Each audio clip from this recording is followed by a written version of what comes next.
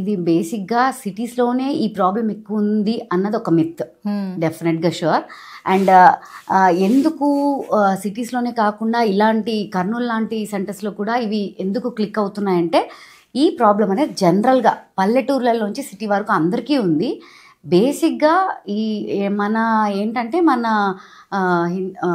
మన దాంట్లో ఉన్నది ఏంటంటే 18 yearsకి పిల్లలకి పెళ్ళిళ్ళు చేసేస్తున్నారు. So they don't have a knowledge about the infertility అని కానీ, ఫర్టిలిటీ, ప్రెగ్నెన్సీ గురించి కానీ, వాళ్ళ ఫిజికల్ స్టేటస్ గురించి కానీ వాళ్ళకి ఐడియా ఉండట్లేదు. అలా ఉండకముందే వాళ్ళకి పెళ్ళిళ్ళు అయిపోతున్నాయి, పిల్లలు కొంతమంది పిల్లలు అవుతున్నారు. పిల్లలు అవ్వకపోవడానికి రీజన్ ఏంటంటే వాళ్ళకి అవేర్నెస్ లేకపోవడం. ఏ టైంలో అయితే ప్రెగ్నెన్సీ వస్తుందని అవేర్నెస్ అబ్బాయికి కానీ అమ్మాయికి కానీ ఉండట్లేదు అనమాట. సో దానివల్ల పిల్లలు అవ్వట్లేదు.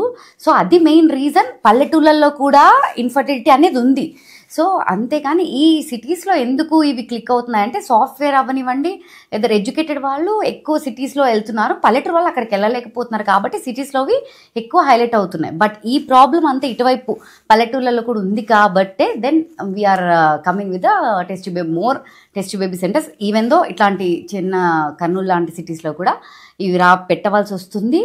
అండ్ అంతే సిటీస్లో ఉన్న లాంటి మేనేజ్మెంట్ అండ్ ట్రీట్మెంటే హై లెవెల్లో హై కాస్ట్ ఉంటుంది. ఈ పల్లెటూరు వాళ్ళు అంత అఫోర్డ్ చేయలేరు అనమాట. సో వాళ్ళ కాస్ట్కి తగినట్టు మేము అదే లెవెల్ ఆఫ్ ట్రీట్మెంట్ ఇక్కడ మేము అందచేయడం అనేది మా సెంటర్ యొక్క మెయిన్ లక్ష్యం. ఓకే.